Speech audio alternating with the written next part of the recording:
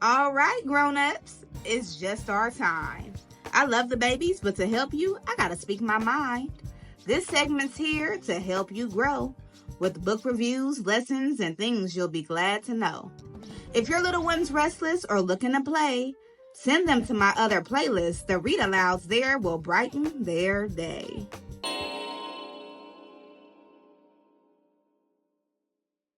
Hello, beautiful people. Welcome to Behind the Book. I'm Erica M. Burrell, the teacher lady, your fairy godparent when it comes to sharing joyful stories and growing young minds. This week, we are talking about planet Earth and environmental justice, how to get your child involved. Today's Behind the Book is especially special, because it is written and illustrated by yours truly, Erica M. Burrell. This is Are You Gonna Recycle That? If you have not already seen the interactive read aloud, pause this video, go watch the read aloud so that you have more context, and then come back to our Behind the Book segment. This episode, I'll be sharing the glows, the things that I think I did well, the grows, the things I think could have been done differently, who this book is for, how to utilize it as a resource to have a conversation with your child, and more, all in this segment of Behind the Book, where we go beyond the pages to get to the heart of the story. Lastly, if you want an actual lesson plan, okay, of like, how do I incorporate this in my child's life? How do I incorporate environmental justice with my students? Check out the Teacher Lady Speaks playlist, which ends every single week. So on Friday, it'll end our environmental justice unit, and it gives everything I possibly can as a compassionate, well-seasoned educator to help you help your child. But for now, we're going to go ahead and get to the Behind the Book segment for Are You Going to Recycle That? You ready? Let's go. Summary in my own words. So Are You Going to Recycle That is a super playful, colorful story. It takes place in a school setting with language that most children can connect to. And it is a story of Amari who is on a mission to save planet Earth. Like, he is not playing, okay? So there is a boy inside of a school setting with a whole lot of swag that wants his community to better understand how to take care of the planet and what will happen if we don't start to do better. So it is an introduction book to environmental justice and to caring more for our planet. Primary take-home message is that we are all responsible for making sure that our world is healthier and a better place. The other take-home message is how to do that, right? Like, sometimes words sound cool, but like, how do I do that? It's kind of like when they say, get you a rich mentor, and then the rich mentor will help you make a lot of money. Okay, where I find that at? Are they on the corner? Like, is there a website? How do I get a rich mentor? And so this book tells you not how to get a rich mentor, but how to take care of your environment. In the back of the book, there's a section that says easy ways to help our environment. It goes over reducing waste, saving paper, and so much more. There's also a glossary. So yes, I do believe that it drives home the take-home message, which is that we need to be more intentional about our space and about our planet. The recommended age group is 5 years old and up. I think that that's done very well, not only because it's my book, but being a reading specialist and understanding that children at that age are able to digest information that is presented in this way. It's a more straightforward book and gets kind of straight to the point of what's going on and what we can do to help. Who should add this book to their library?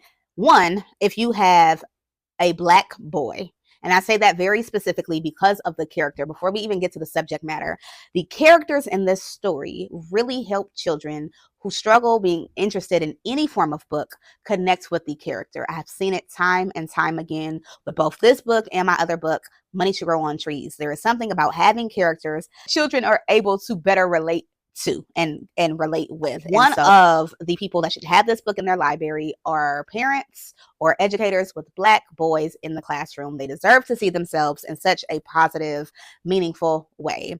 The second people who should have this book in their library are on the opposite ends. Either you're super passionate about environmental justice and helping our environment and our planet, and so you want more resources and tools to be able to educate your children with, or you don't know where to start and you're like, I'm lost, this feels overwhelming, I'm constantly putting my recycling in the wrong bin, what do?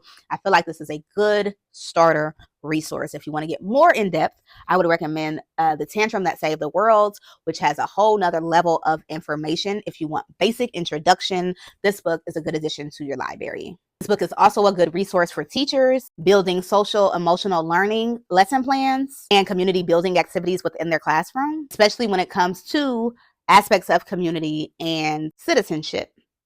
There's also a bit of advocacy as well in this book that will help you bring that lesson home. Glows. The things that I think I did really well in this book were Amari, who is the main character. His voice is very relatable. Again, when you're making children's books, you need to make sure that children are able to understand them. And so I appreciate the simplicity of the text to get the message across. I also really like the dialogue between Rodney, who is very much so like, who cares? And Amari is like, I do, so pick it up, right? I really like the contrast in the dialogue between those two characters. Another glow for me, the pictures themselves.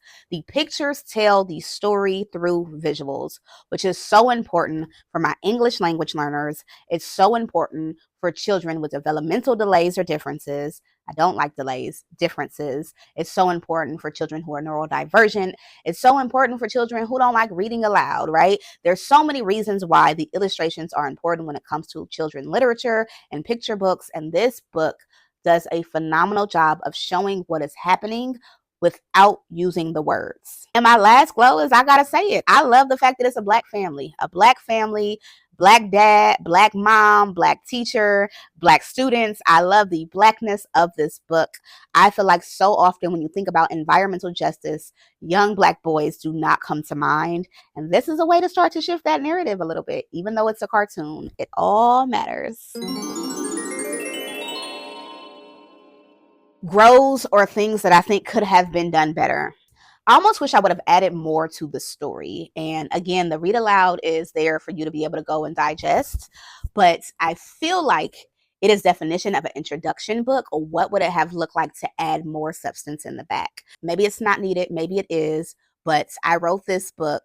I don't know when I wrote it. The book was published 5 years ago, and now using it as a consistent resource, I recognized and realized that there was even more I could have put. Yes, it has a glossary. Yes, it has ways to help. Yes, the images are super awesome, but what else could I have added to make this more robust? What's funny about that is I don't know what I would add, but for whatever reason, I wish that there was more. I wish that it wasn't quite done yet.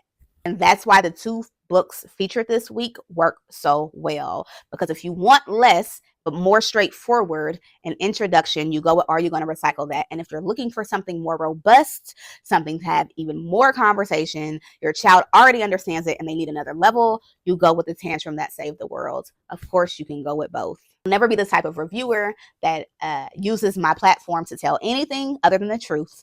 So depending on what you need, depends on which book I'd recommend. And of course, if you were able to get both, why not? We love a beautiful bookshelf, okay? So this week's theme is all about environmental awareness, planet Earth, and environmental justice. If you are looking for more ways and information on how to incorporate this topic into your day-to-day life, check out the Teacher Lady Speaks episode at the end of the week, which wraps us up in terms of this topic. And finally, I would like to introduce you to what is now known as the Empathy Library, previously known as the Pay It Forward program. It is our direct-to-community action in terms of getting books to the children and the educators that need them most. Until next time, this has been Behind the Book with Erica Burrell, the Teacher Lady, where we go beyond the pages and get to the heart of the story. And don't forget, enjoy the moment or go be a joy in the moment. Bye.